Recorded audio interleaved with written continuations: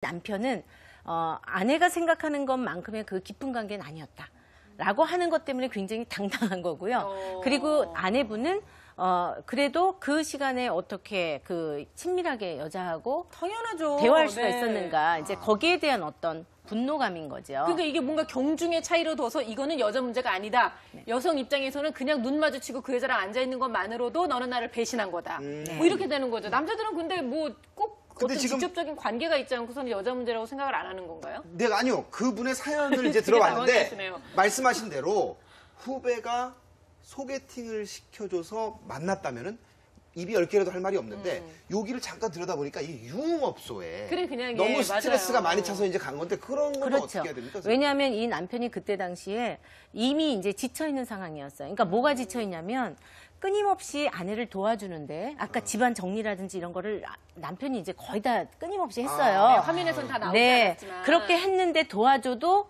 또다시 원상복귀가 돼가지고 해결이 안 되는구나라는 거에 대해서 이미 이제 지쳐 있었어요. 그러다 보니까 이제 잔소리 했던 것도 애정이 있었을 때 하는 거고 이 잔소리는 이제 끊어졌어요.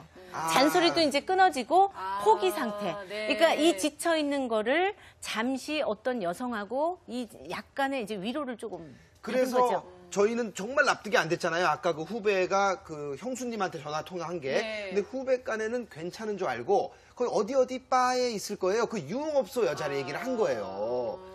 그런데 이게 좀 굉장히 좀 애매하네요. 네, 이거 싫어하는 그러니까요. 여자들은 진짜 싫어하거든요. 아니 근데 그럼에도 불구하고 여자 입장에서는 뭐가 진실이고 아니다. 여자가 있다 없다를 떠나서 정말 우리의 이 그렇죠. 부부 관계 안에서 네. 그렇죠. 어떻게 본인이 힘든 일이 있으면 나한테 얘기를 하지 않고 다른 제3자한테 가서 네. 마음의 위로를 받을 수 있는 그쵸 어머님들. 그런데 이제 이런 경우에 사실 이제 상담센터에 굉장히 많은 부부들이 이제 오세요. 네. 그러니까 업소 여성하고의 어떤 친밀한 관계 때문에, 그러니까 내 남편을 어디까지 이걸 내가 받아들여야 되는가, 뭐 해가지고 부부가 갈등 상황에서 많이 상담을 하러 굉장히 많이 오시는데, 네. 여기서 이제 중요한 거는 대한민국의 많은 남성들이 별로 그렇게 거기에 대한 이제 문제의식은 별로 없으세요. 왜냐하면, 그게 뭐가 그렇게 문제냐. 내가 성관계만 하지 않으면 바람이라고 이제 생각을 하지 않는 거예요. 남성들은. 근데 여자는 좀 다르죠. 여자는 그런데 성관계 해고 안 하고를 떠나서 정서적인 친밀감을 서로 주고받았다.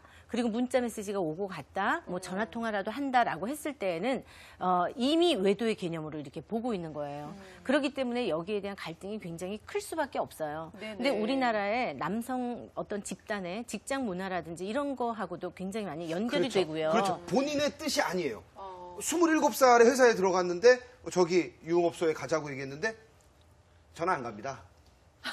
전 정말 해맑게, 성실하거든요. 그거 큰일 나거든요. 그럴 수는 없죠. 그래서 이게 끌려가는 경우도 있고 또 하나 이 남편 입장에서 이렇게 질문 드리고 싶은 거는 1년 네. 싸우고 2년 잔소리 듣고 3년 대화해도 서로 대화도 안 되고 그게 나한테 잔소리 안 하는 그 바에 있는 아가씨가 더 편한 거예요. 그냥 얘기하기가. 뭐 말만 하면 싸우니까. 이런 남성들 마음도 좀 잘못된 건가요? 예, 잘못된 잘못됐죠. 거죠. 예. 왜냐하면 중요한 거는 기본적인 게 가장 중요한 게 사실은 가족 안에서의 이제 부부 관계거든요. 그러니까 부부 관계 안에서 이 부분이 잘 해결이 되어야 돼요. 그래야 되는데 해결은 미뤄둔 채로 너무 쉬운 방법으로 이렇게 가고 있기 때문에 네. 그래서 이제 문제가 되는 거고 그거는 굉장히 이제 잘못된 생각이기 때문에 이제 바꿔주셔야 되고 바꿔줘야 돼요. 우리나라의 직장 문화도 바꿔야 될 필요가 그래요. 있습니다. 맞아요. 네. 근데 어쨌든 이 두 부부는 굉장히 큰 위기였는데도 불구하고 이 위기를 잘 극복하신 거잖아요. 네. 어떤 방법으로 극복을 하신 건가요? 네, 그게 궁금해요. 예, 이 부부 같은 경우는 이제 가장 큰 거는 이 남편이 아내에게 프로세스가 너무 없다. 그러니까 받아들일 수가 없다. 이 얘기를 굉장히 많이 했어요. 그럼 남편은 워낙 논리적이니까. 예, 그런 걸 논리적이니까 원하는구나. 감정적인 거에 대해서 받아들일 수가 없는 거예요. 그러니까 이 남편을 잘 이렇게 살펴보면 어떤 프로세스를 통해서 내가 이해가 되고 납득이 됐을 때 가슴이 움직여져요. 그렇죠. 그런데 이 아내분 같은 경우는 내 가슴이 움직여지지 않는 한 남편의 논리적인 이야기는 안 들어와요. 그러니까 오. 굉장히 반대적인 그렇네요. 선생님 상황인 말씀이 거죠. 너무 와닿아요. 제가 신혼 때 1년 차, 2년 차 때 그걸로 많이 싸웠거든요. 그래요? 저는 굉장히 논리적이었어요.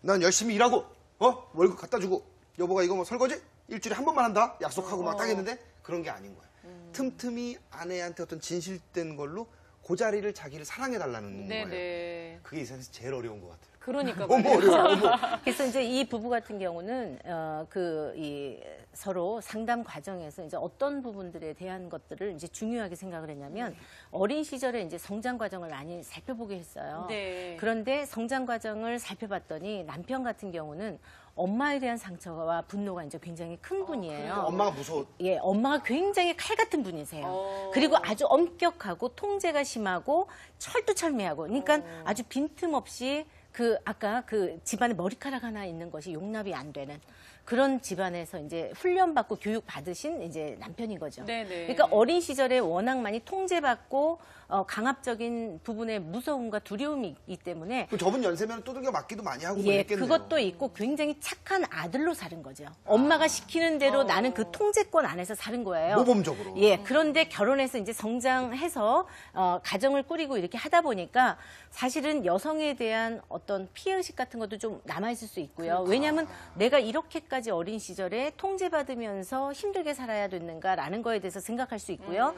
그리고 또 하나는 자기가 어느 순간에 자기 모습이 그 엄마의 모습이 닮아간 거죠. 이게 있는 거예요. 그러니까 이러한 어린 시절의 모습을 좀 살펴보게 했고